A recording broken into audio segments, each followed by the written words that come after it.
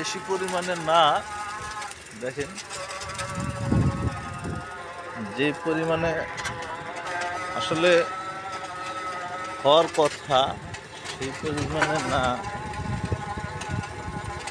মাঝে মধ্যে দুই একটা বাড়িঘর আছে, অত ঘন না।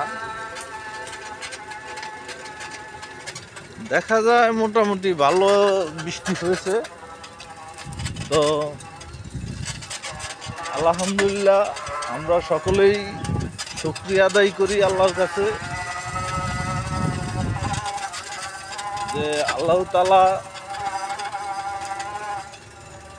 সকল মানুষ এবং জীবজন্তু এবং গাছ লতা পাতা সব কিছুতেই আল্লাহ তাআলার নেয়ামত পেয়েছে, সেটা হলো বৃষ্টি।